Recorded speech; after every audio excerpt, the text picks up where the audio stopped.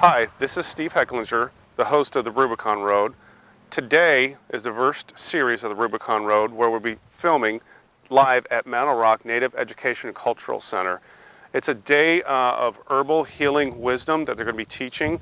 It's a very nice facility they have in Marion, Kentucky. It's a very short drive, about 40 minutes from Paducah, and we'll show you a lot of different people, a lot of different herbs, how to heal with that. And I appreciate the Mantle Rock Cultural Center organization inviting me out to film this special event, which I think you will enjoy.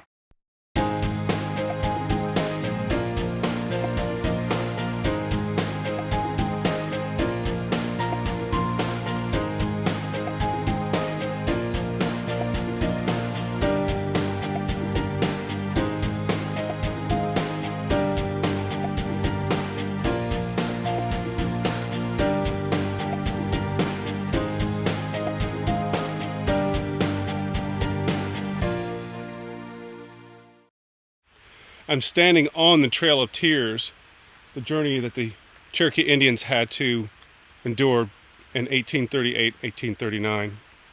Let's have a walk.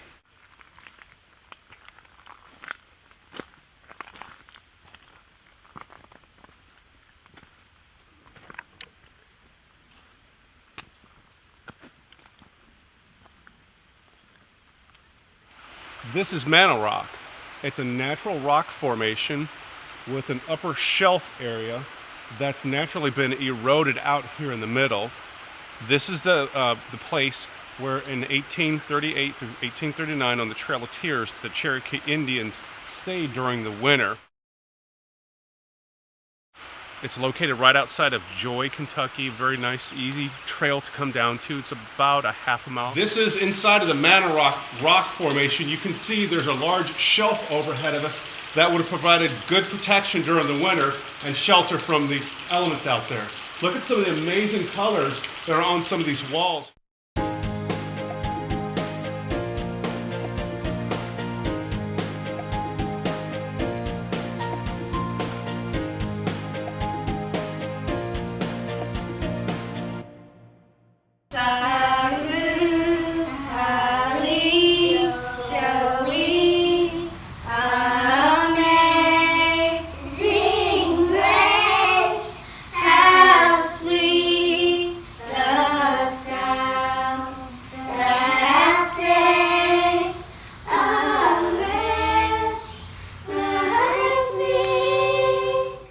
Hi, welcome to Mantle Rock Native Education and Cultural Center. We're here in Marion, Kentucky, and I'm Tina Rogers, the Interim Executive Director, and I would love to tell you a little bit about our center today. The Mantle Rock Center is the vision of Mom Feather Erickson. She's the Cherokee elder who came here in 2001 to the physical site of Mantle Rock that's located just a few miles away in Salem, Kentucky. And while she was at the physical rock formation, which is about a 150-foot span of natural sandstone, she encountered the spirit of our ancestors, the Cherokee, along the Trail of Tears. In the winter of 1839, the Cherokee were coming on the northern route. This was the last group being transported from the Georgia area over into Oklahoma. They were sought shelter under Mantle Rock because the river was frozen over and several hundred perished during that stay. And so their spirits are still here, very strong on the land, and that's what Mom Feather Erickson was able to touch and experience there. While she was there, she heard the vision for the regathering of the people and the invitation to come and build a center. And we're standing here as a testimony to her commitment to that vision of the regathering. So we're going to tell you a little bit more about our site here at the Mantle Rock Native Education and Cultural Center.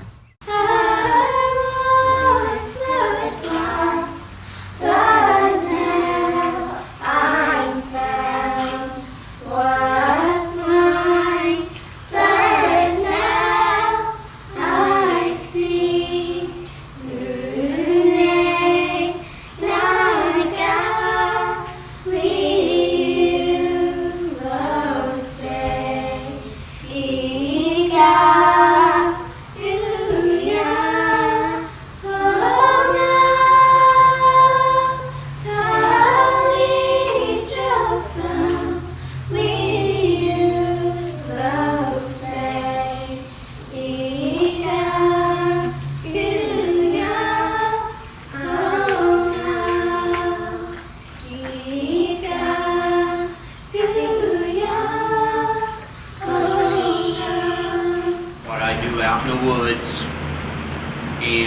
gathering things, whether it be an animal or a plant.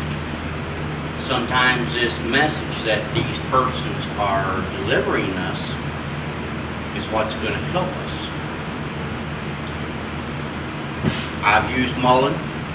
I'm not one that can say that hasn't, because if you go out in the woods and you're too busy to get back home in time, you find the nearest tree you lean up against, that nice soft leaf's a whole lot better using poison ivy. I'm going to be the last speaker for the workshops, and what I would like to concentrate on now is cancer.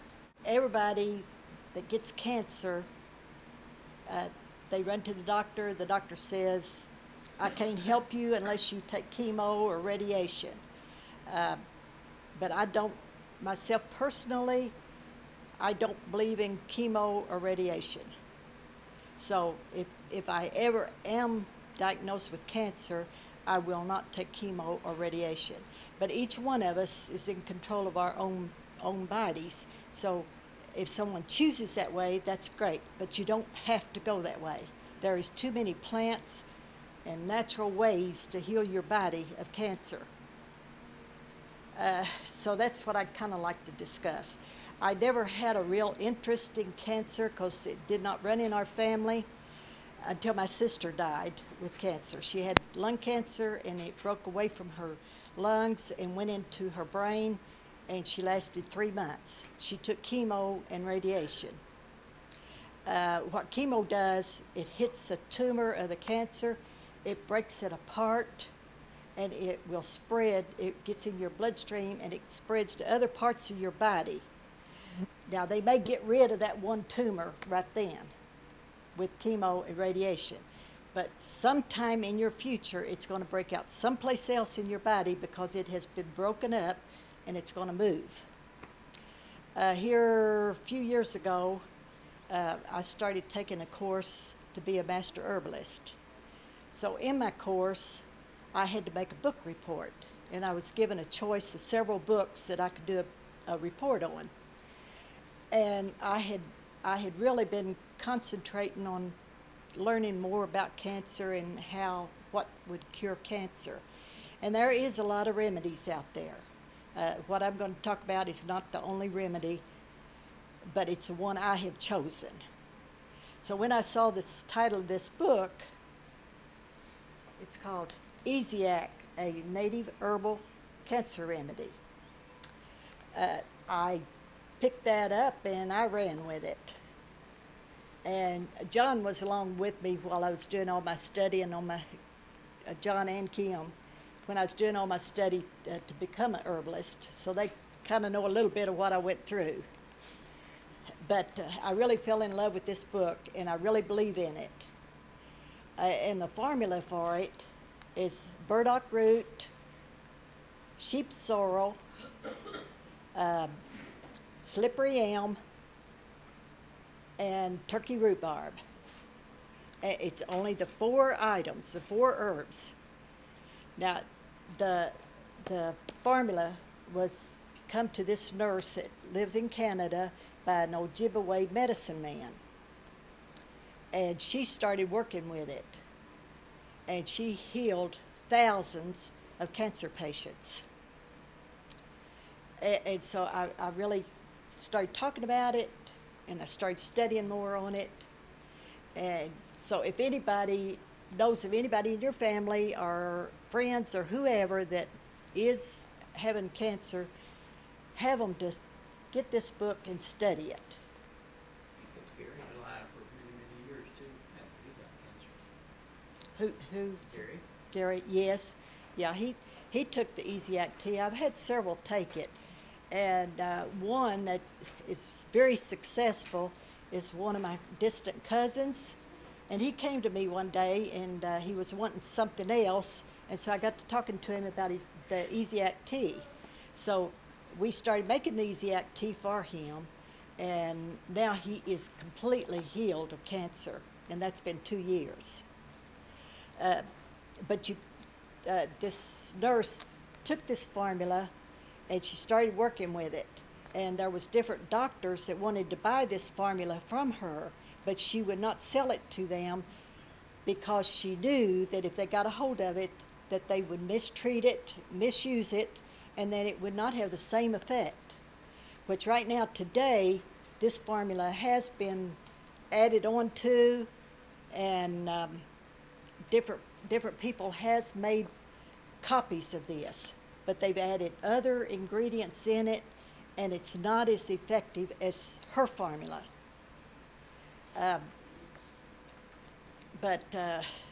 Anyway, on my report, I did get 100% on it, so I had to really concentrate. I had to be into the book to have got 100 on it.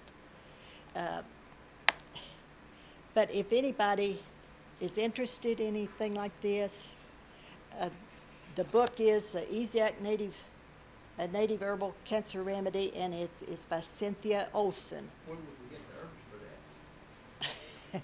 Well, I grow part of them, and part of them, the turkey rhubarb, I have not found a turkey rhubarb that grows around here, but I go out to the trading post for Betty Yoder, and she orders it for me. Any herbs that I need in any of my formulas that I don't find on my land, I go out there and she furnishes, I can buy them from her. Thing is that Betty Yoder deals only with organic growers. And some of the places that you can buy herbs from today is taken from sprayed land, synthetic fertilized land. People that grow it for the money and not for the blessing, not for the creator, but for healing, but for money. And it's not my way of thinking. It is not as good a medicine as it is when you grow it organically. Yourself. For medicine, not for money, but to heal the body. We have to have money, sure. We have to have expenses. We've got things that cost for tinctures. We've got the price of the herbs. Like Stella can tell you, you've got to have some money for it to replace the good next time for what you got to have. Yeah. So medicine, people don't charge for their medicine, you can't. You know, So you really have to know your provider before you. Yes. You have to know where your medicine, where it comes from. Yes, and Betty assures me that what she orders is all organically grown, so I have faith in her. She has so much knowledge about the herbs, and, oh, okay, I'm sorry. My question is, if, say you're doing this for a cancer patient, Yes. can you get into trouble if they go out here and tell other people about it? With FDA, I guess, or any of those people, can they come after you because you're technically, and I'm not saying anything bad about it because I do believe in this stuff, I want to know the consequences, the other half of that.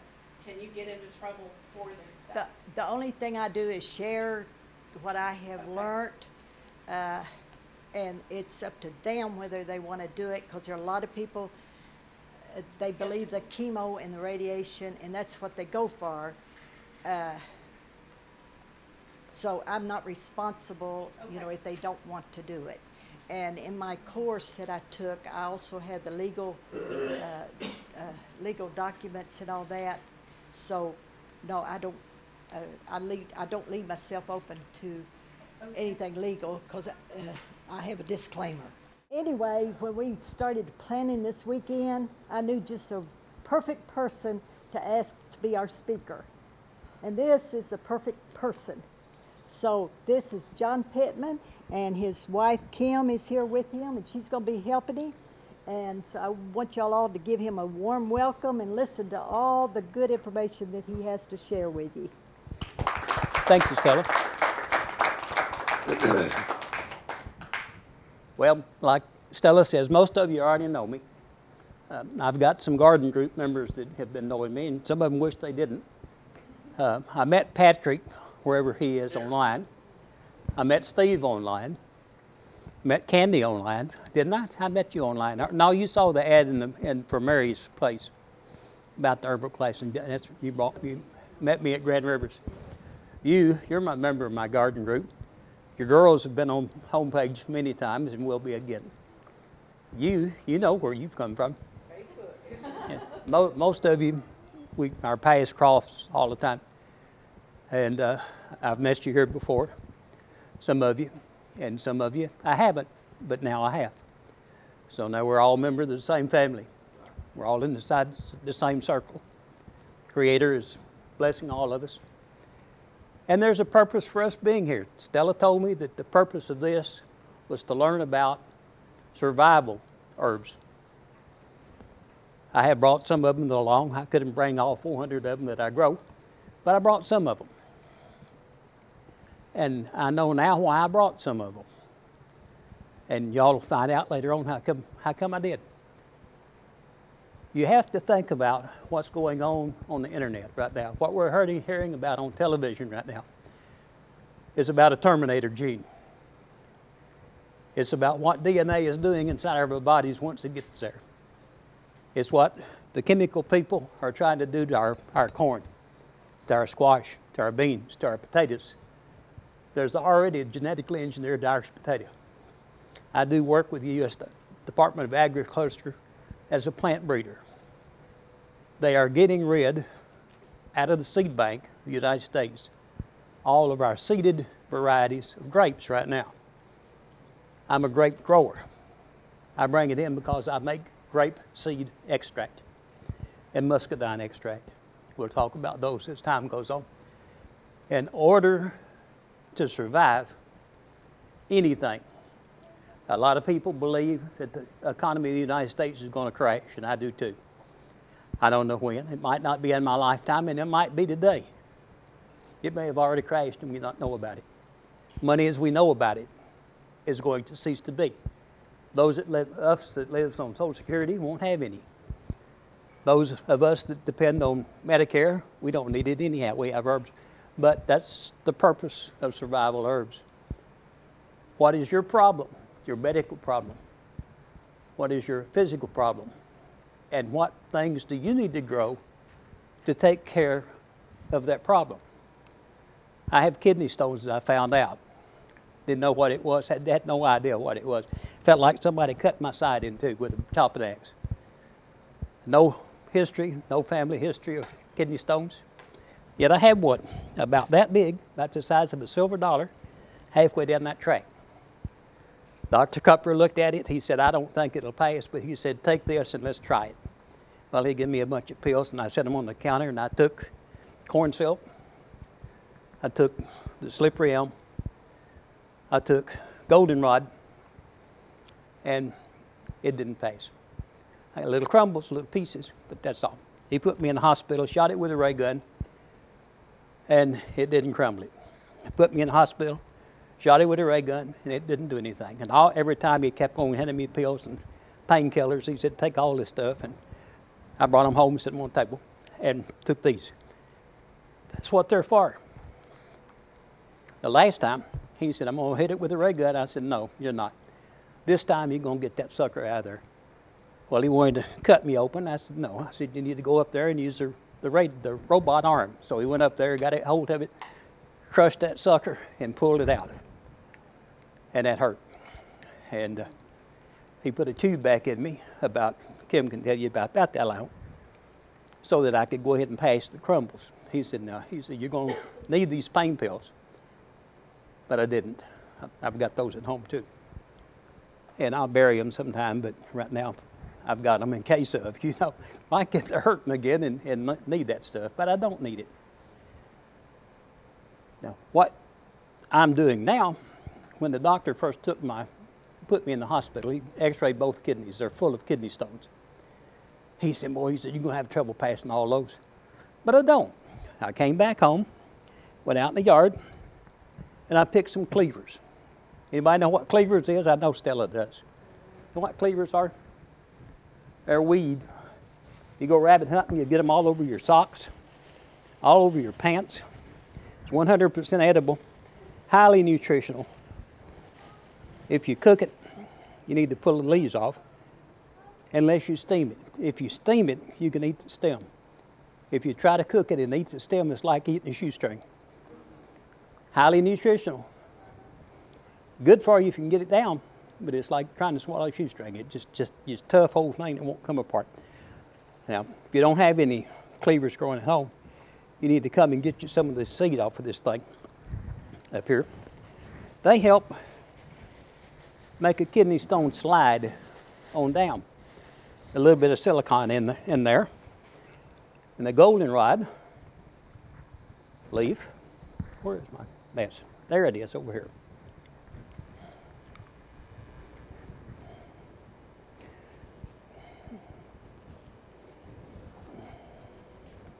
Up in the mountains of eastern Kentucky, where Daddy had the first church that I ever remember, it's Harlan County, Kentucky. Mama would go out and pick weeds. One of them that she would pick is goldenrod. And when you're gathering an herb, and this is pretty well wilted down, you need to harvest it so it can replenish itself. So what you would want to do for this right here, can you all see me? Can you all see what I'm doing? You'd want to pick the leaf off right here, right at the junction, right there. It'll come back out and grow another leaf, all the way up and down. You don't want to take over a third of the plant, of any one plant. You want to pick that thing and get you some of this. 1 ounce to a pint of water will make you a cupful of what is called in the mountains Blue Mountain tea. Blue Mountain tea melts kidney stones. It won't do it today. It won't do it tomorrow. But if you have kidney stones and you drink a cup of Blue Mountain tea a day, or 3 cups a week, you won't have kidney stones. Like I said, if you've got kidney stones now, it won't melt it today. It won't melt it tomorrow. My stone appeared over, 72 years, I guess, when it finally announced its arrival. But like you said, I already had some other stuff in my kidneys. So I had to get rid of those. This right here, got rid of it in 9 weeks because he said that my kidneys were packed. And last whatever day it was, when did I go to the doctor? 2 days ago? He told me that the kidney stones were gone. It has no more sign of it anywhere. This right here, Creator, is what took it out. I prayed to God like I always do. I said, I don't know how to get rid of it. I know herbs. I know what they're supposed to do. Go find me whatever it is. He said, get up your butt and let's go. We went outside. He said, you know what this is? I said, yeah. That's what Mama made Blue Mountain tea out of. He said, you know what it's for? I said, yeah. Mama said it was good for this, good for arthritis, it's good for hay fever, it's good for allergies, it's good for rheumatoid arthritis, it's good for the drawing arthritis, it's good for cancer, an anti-cancer herb for different things. It depends on how you tincture it and how you use it. Depends on where the cancer is, what you're going to do with it. It's how you fix it, how you take it, the frequency you use it. He said, get you some of that stuff and make you some Blue Mountain tea and drink it. Well, I did. Kim made it for me according to what I'm supposed to. Regular spring water, right out of the earth. Honey, which I'm a beekeeper. And God's herbs. And I started it as soon as I found out that my kidneys were full of kidney stones. 8 weeks ago, the day before yesterday, I don't have any more. This is what I did. I did this, I did cleavers, and I did corn silk. In case another stone popped out, I wanted it to slide on out through and not stop anywhere. That's what corn silks does. Corn silks helps arthritis of the knees, puts the lubrication back in the joints when they're hurting. So if you've got arthritis, you need to use that too. There is a way to collect corn silk. And if you don't do it that way, you might as well eat mud. There is a religious aspect of Native American corn. We're not pagans like a lot of people think we are. My father was a Methodist minister, and I still am. I'm still a Methodist. I'm a Christian. I follow the faith. I pray to Creator. And I expect Him to do what I ask Him to do. And He does. Not always like I want Him to. You know, sometimes He slaps me with a board. He said, well, that's what I did for you yesterday. And then He has to explain it to me. It's just like the herbs. We've got medicine, and I use the doctors. Because there's no way that I can look inside of your body and see in there.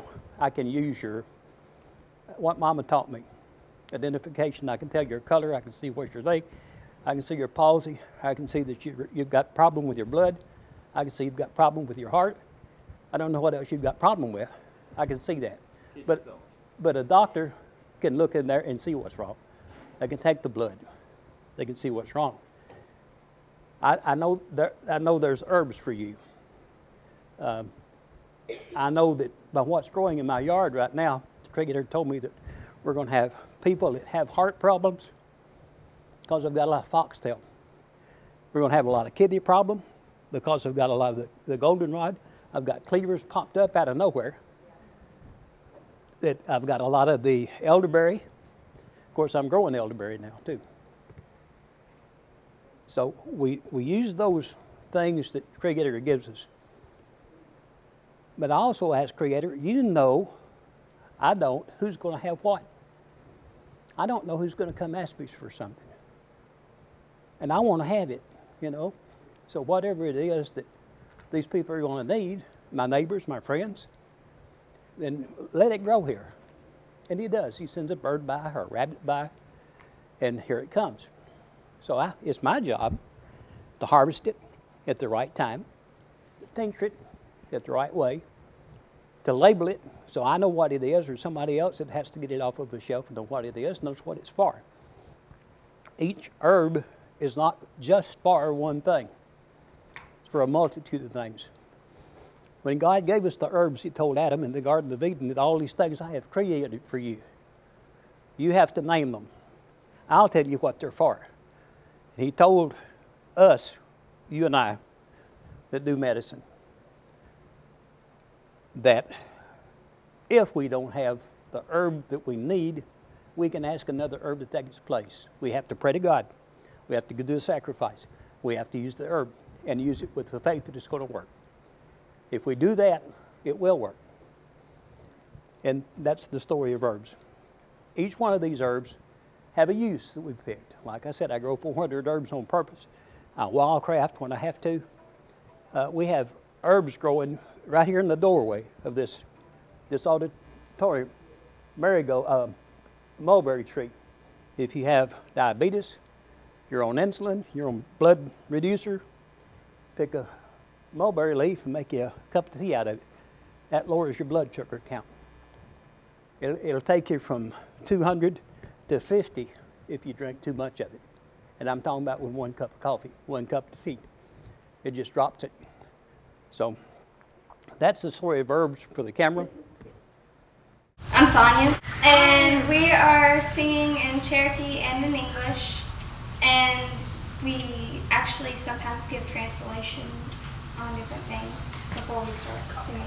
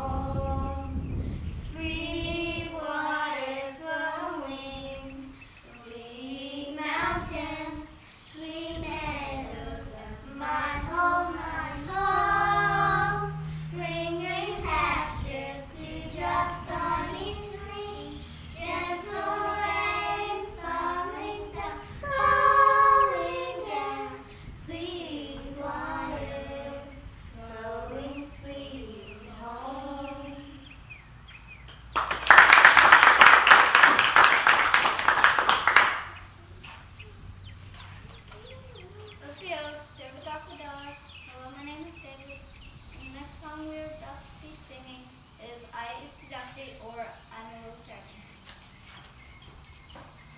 I used to Doxy, used to Novi, Ani Chinela, Ale, Dokwalela, Gayune, Gaale, Getohi. I used to Doxy, used to Novi. Doxy, Doxy. I used to Doxy, used to Novi, Ani Chinela, Ale, Dokwalela, Gayune, Gaale, Getohi. I used to Doxy, used to Novi. Doxy, Doxy.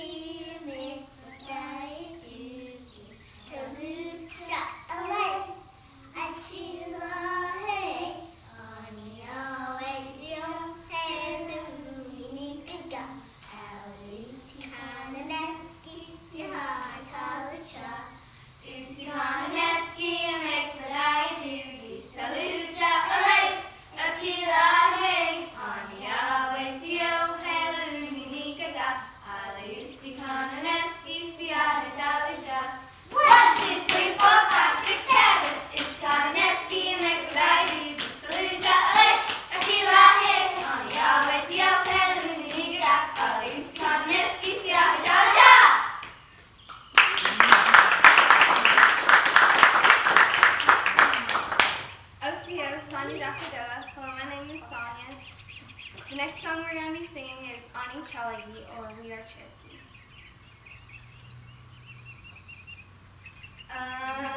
Nina Staka, Ani Hadia, Dapadawa, Ani Chalagi, Ani Chalagi, Ani Chalagi, Dapadawa, Nina Staka, Ani Hadia, Dapadawa, Ni Chalagi, Ni Chalagi, Ni Chalagi, Dapadawa. Nina Staka, Ani Hadia, Dapadawa, Chalagi, Chalagi, Chalagi, Dapadawa, Nina Staka, Ani Hadia, Dapadawa, Lagi, Lagi, Lagi, Dapadawa, Nina Staka, Ani Hadia, Dapadawa, Eat, eat, eat, Dapadawa, Nina Staka, Ani Hadia, Dapadawa. Dapadawa.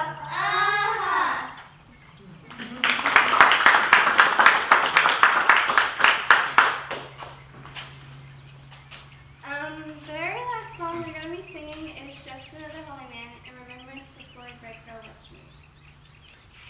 There was a man named Mahatma Gandhi. He would not bow down, he would not fight. He knew the deal was down and dirty. Nothing wrong could make it right away. But he knew his duty and the price he had to pay. Just another holy man who dared to be a friend. My God, they killed him. Another man from Atlanta, Georgia, named Martin Luther King. Shook the land like rolling thunder, made the bells of freedom ring that day. But his dream of beauty that they could not burn away. Just another holy man who dared to be a friend. My God, they killed him. Another man named Christ Almighty, the only one called Jesus Christ.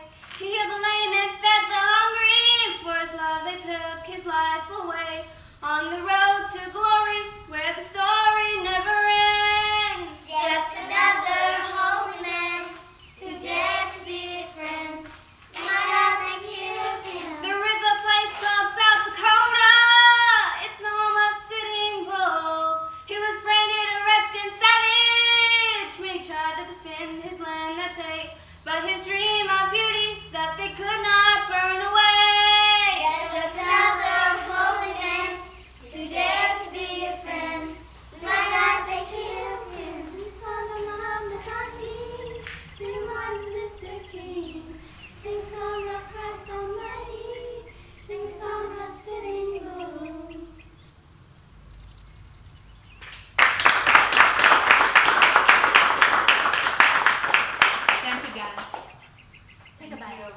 Take a bow.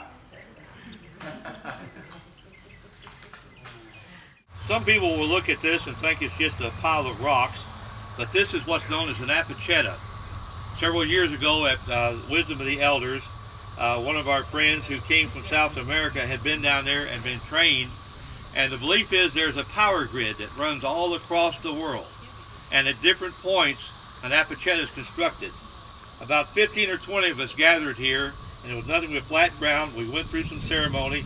Then we gathered rocks and found rocks that we had brought with us. There's rocks here from Lake Michigan. There's rocks here, rose quartz from North Carolina. There's rocks from all over. And this is a place of power and energy. And so, this is something that's special to us. The grass grows because this is part of Mother Earth, and we don't want to change that. And each time we ask people to come and bring a rock and continue to build it. So we don't know how high it will ever get, but it's something special to us here. It's just one of those little places where you can come and feel energy and power and peace. Okay, we've moved over to one of our first sacred ceremony spots, and behind me you're going to see the 13 grandmothers, the cedar trees, and they're positioned around our sacred fire. Here at Mantle Rock, our mission is to preserve Native American culture for the next 7 generations, but also to improve the health and well-being of Indigenous people and Mother Earth through our training and education programs. In honoring Mother Earth, the sacred ceremony is to come out to the fire, and here we oftentimes have intergenerational ceremonies, meaning we have our Cherokee elders come along with elders from the Ojibwe nations and the Lakota nations and our other brothers and sisters that come to the center, and we light the sacred fire and we conduct our ceremony here. So this is a very special ground. When you come to the center, we ask that you honor the sacred circle by first asking for permission to enter. You come in the east door. Oftentimes there's a bowl of tobacco, and you'll want to grab a pinch and offer that to the fire with your prayer, and then you'll proceed to each of the directions, the south, the west, the north, and so forth. And so this is where we conduct the sacred fire, and I want to tell you a little bit about the grandmother trees here. The cedar, she is our protector, the grandmother, and these were planted in 2007 by several people that came through our Wisdom of the Elders event, our annual event that's been going on for 20 years. And I just want to introduce you. Behind me is Little Dan, the tallest tree, and also is a little joke that we have with one of our elders, Dan Creeley from Northeastern Illinois University in Chicago, that comes down and has led the Wisdom of the Elders event. Okay, now we're at our second sacred site here on the Mantle Rock Native Education and Cultural Center property, and this is our sweat lodge. Our sweat lodge, this building here, was created and built by members of the Lakota group, Salt Creek Sundance, that comes to the Mantle Rock property. They built this last September when they were here, and so this is all built by hand. They take the wood, they measure it, everything's done in prayer. So again, this is another site that's very sacred. When you approach it, you want to honor it. Inside of the doorway, you'll see the fire, which is, and the rocks. These rocks are heated outside of the lodge first by a fire keeper that tends to them, again, all done in prayer. And then there's a individual who will lead the fire, and that can be a male or a female. And this person will guide and make everyone safe and comfortable throughout their experience. Right now we've just made our way to the back part of the property. The Mantle Rock Center is located on 5 acres, just off of Route 60 in Marion. And the back of our property is our land for the gathering space. This is where we have our outdoor activities, powwows. This is where we have campsite, a primitive camping capacity for our guests. And it's also where we have some specific dedicated sites for our sacred ceremonies. Hi there. And I've been here at Mantle Rock for, 5-6 years now. And the first thing that impressed me when I came here, and the thing we've worked to continue, is the spiritual aspect of Mantle Rock. the atmosphere, feeling the peace and serenity that we do when we get here. And one of the main reasons is that we don't fuss and fight. Yes, I'm talking to you. But we enjoy being here, and we enjoy having people come and learn and further the vision that was given to Mom Feather, and just hope that we can continue that on. Now, Bill Brown's been here longer than I have, and he can probably tell you more. But I like for mine to be surprises, you know. I'm an impromptu person, so I can come in there anytime. Well, jump right in. Mom Feather and I had a long talk on this one time right after she got here, and I spent some time with her in the house, and we talked about visions. And this happened that she and mine were pretty well close together, and I know she's worked hard. She's strived for a whole lot, you know, and of course she deserves it. I mean, we're just as a bunch around here to put things together. It's not for me. I always want people to know that this is not for me. This is for the people. We would like to have everybody to visit and talk and come by and let it be your lucky day. Yep. This is a good place for information. I think our purpose is, you know, we've got this grant from the 7th Generation Foundation, and we're doing it for the 7 generations that follow us. You know, it's not for us today, it's for those 7 generations that come behind us. We want to keep the knowledge and the wisdom and the information there so that they can have it when they come along. Right. Anybody else want to join right in? Jump on in. I have to tell my elephant joke, my duck joke. Joe, go ahead and talk. Okay, I have been here with Mom Feather ever since Mantle Rock started, and I'm here to help further the vision in any way that I can. Karen, you want to share something? One of the very unique things with Mom Feather is there were a lot of us in the area that wanted to know about our heritage, and we had no teacher except for some Lakota people, which we truly respect. But when we heard that there was a Cherokee lady here, and it was just an honor to come here and learn from her, and each time we're with her, we're still learning, and she's teaching us and we're teaching others, and that's what this place was supposed to be, teaching center, so that our children and our children's children will always have that heritage. We're not only teaching about being a good person and respect and all those things, but the crafts that for some people were lost, and we're bringing all of that back, and it's just a wonderful thing that we're doing here. Rebecca? Bill Fox? Bill? Well, one of the things I want people to understand is that even though many of us here are Cherokee, this isn't just a place for Cherokee. Right. You know, we want people, well, you can be Lakota, you can be Cherokee, you can be Apache, you can be none of those, and still come here and learn. Every year in October, Northeast Illinois University puts on the Wisdom of the Elders.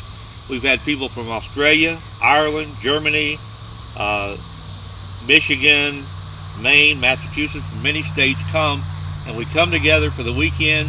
We learn, we enjoy being with each other, we have a good time, and so this is a place for everybody to come and experience what is here. Right. Somebody else? In the year that I've been serving as the interim director to help Mom Feather with the day-to-day operations of the center, I've been able to not only learn more about each of you, and Miss Stella and Miss Karen are part of our elder circle along with Mom Feather, and Marty serves as our chairman of the board, and we have Bill and Bill that are really helping to implement our capital vision for growing the center. But as I do the outreach here, and then we have a partnership with the Native American Intertribal Alliance out of Louisville, Kentucky, and so there's a whole network of Native American and indigenous people that the center is tapped into, and the reoccurring theme that I see is the desire for people to reconnect with their cultural identity, and that heritage is part of healing who they are. And so oftentimes at the center, people come and they might be a little troubled or are searching for something, and oftentimes they find the answers here by sitting down with our elders, by participating in the ceremonies, or just one-on-one conversations. Some of the best teachings that I've had are just sitting next to Mom Feather out here under the trees or in the kitchen, working with our volunteers.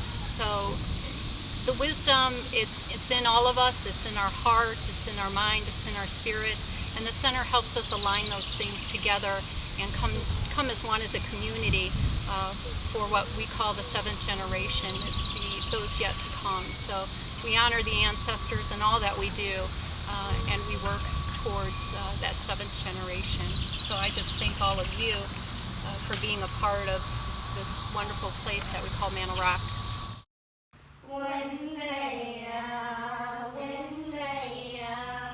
Ho, ho, ho, ho, eh-oh, eh-oh, yeah, yeah, yeah.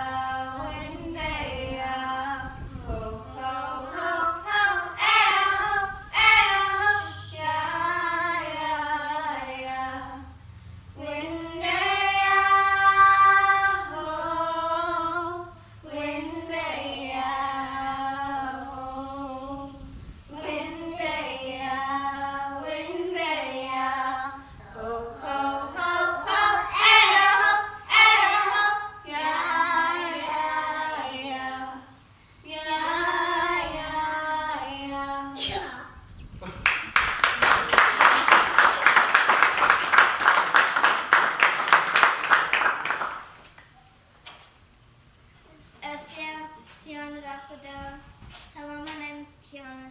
The next song we're going to sing is Sweetwater.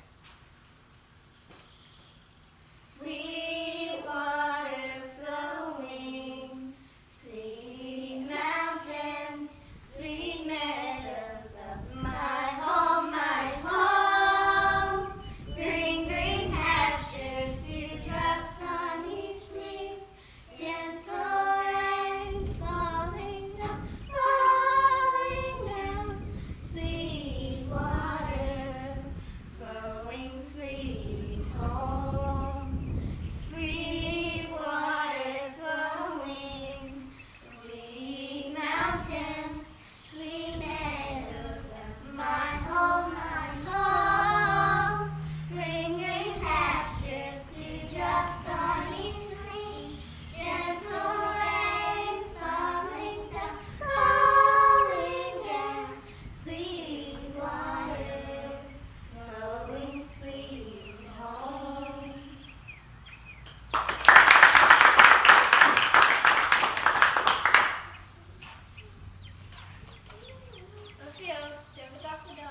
Hello, my name is David. And the next song we're about to be singing is I Is Dusty or I'm a Little Cherokee. I is Daxi, Snowy, Ani Chinela, Ale, Dopalela, Gayune, Gale, Getohi. I is Daxi, Snowy, Daxi, Daxi. I is Daxi, Snowy, Ani Chinela, Ale, Dopalela, Gayune, Gale, Getohi. I is Daxi, Snowy, Daxi, Daxi. Thank you for taking your time to watch the Mantle Rock Educational Cultural Center Circle of Wisdom here in Marion, Kentucky. July 16th, we'll be having another taping out here, I would like to invite everybody to come out from the surrounding areas to Marion, Kentucky. It's a short 40-minute drive from Paducah. I would like to thank everybody in the organization for inviting me out today. Part of the Rubicon series next week, we'll be going out to Land Between the Lakes and learning more about what the Western Kentucky area has to offer us. My name's Steve Hecklinger. Thank you for watching.